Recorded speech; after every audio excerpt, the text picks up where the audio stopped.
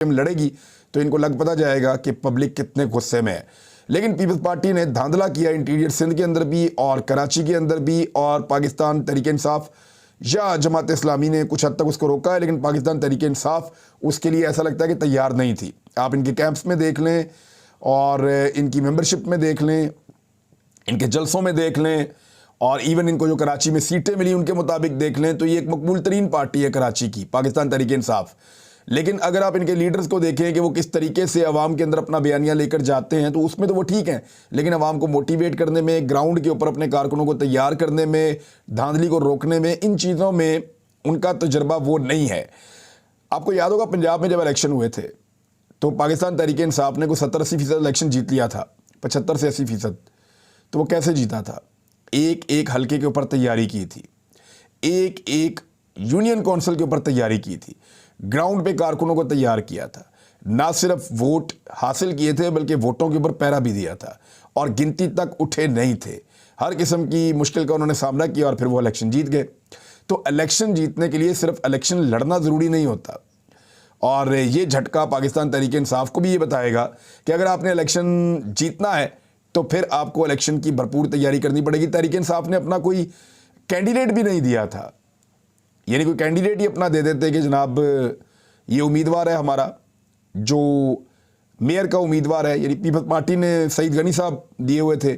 जमात इस्लामी ने भी अपना कैंडिडेट दिया हुआ था, एमकेएम ने बाइकआउट इसलिए किया कि एमकेएम को पता था कि वो अपना मेयर नहीं बनवा पाएंगे, और अगर मेयर के इलेक्शन में एमकेएम अपना मेयर ना बनवा पाएँ तो फिर इलेक्शन लड़ने से बेहतर है कि इलेक्शन ना लड़ें जब कामयाबी नहीं मिल रही। तो एमकेएम ने बाइकआउट किया इसका, और उसके बाद उन्होंने प्रेस कॉन्फ्रेंस भी की, उन्होंने मीडिया पे बहुत शोर भी मचाया। राणा सनाउल्लाह साहब ने भी उनकी कुछ बातों को इंडोर्स किया। वो इसलिए इस वक्त कर रहे हैं कि पीपल्स पार्टी की भी तारीफ़ कर रहे हैं और एमकेएम की भी कर रहे हैं राणा सनाउल्लाह साहब। उसकी वजह यह है कि इन दोनों पॉलिटिकल पार्टीज़ का वोट उनको चाहिए शहबाज शरीफ को वज़ीर-ए-आज़म पाकिस्तान बरकरार रखने के लिए। अब जो खबरें हैं मैं आपके साथ मज़ीद शेयर कर देता हूँ कि कुछ लड़ाई झगड़े के वाक़यात पेश आए, कुछ लोगों को गिरफ्तार किया गया, कुछ कैंप्स जो है उनको आग लगा दी गई पोलिंग से शुरू होने से पहले। सारा दिन ऐसी वीडियोस आती रही जिनके अंदर ठप्पे पे ठप्पा लग रहा था और तीर के ऊपर लगाए जा रहे थे। पीपल्स पार्टी ने बेशतर वोट ज़ोर ज़बरदस्ती के तहत लिया है, चाहे वो इंटीरियर में लिया है, चाहे वो कराची के अंदर लिया है। लगातार वो इसी तरीके से वोट लेते हैं और ऐसे ही वोट लेकर वो जीतते हैं। आप कराची में जाएँ, किसी भी शहर में जाएँ, सिंध के आप लोगों से पूछें तो लोग शिकवा करते हैं पीपल्स पार्टी से, लेकिन जब इलेक्शन होता है तो उसके अंदर वो ठप्पे लगवाते हैं, वो ताकत का इस्तेमाल करते हैं। तो जब तक वहाँ पे सही इलेक्शन नहीं होगा सिंध के अंदर, तब तक फिर आपको पाकिस्तान पीपल्स पार्टी के साथ, या जब तक लोग निकल कर खुद अपने वोटों का ध्यान नहीं रखेंगे, मुकाबला नहीं करेंगे, तब तक आपको पाकिस्तान पीपल्स पार्टी को बर्दाश्त करना पड़ेगा सिंध के अंदर। जमात इस्लामी और पीपल्स पार्टी के कारकुनों में झगड़े हुए हैं कुछ जगहों पे, और वो झगड़े इसलिए हुए कि जमात इस्लामी रजिस्ट कर रही थी और उनकी तैयारी बेहतर थी। तो अब तक जो इतलात आ रही हैं उनमें जमात इस्लामी नंबर 1 पे जा रही है,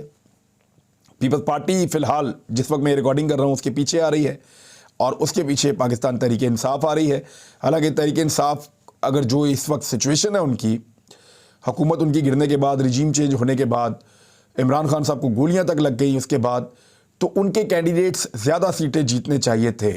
लेकिन वो इस इलेक्शन को मैनेज नहीं कर पाए और इलेक्शन डे को तो बहुत बुरी तरह वो इसमें नाकाम हुए हैं। निगरान वज़ीर-ए-आज़म पंजाब के लिए नून लीग ने 3 नामों पर गौर शुरू कर दिया है, और पाकिस्तान तहरीक इंसाफ के भी 3 नाम सामने आ रहे हैं। नून लीग की तरफ से मुबैना तौर पे जो नाम सामने आ रहे हैं उनमें खलीलुर रहमान रमदे साहब जस्टिस रिटायर हैं,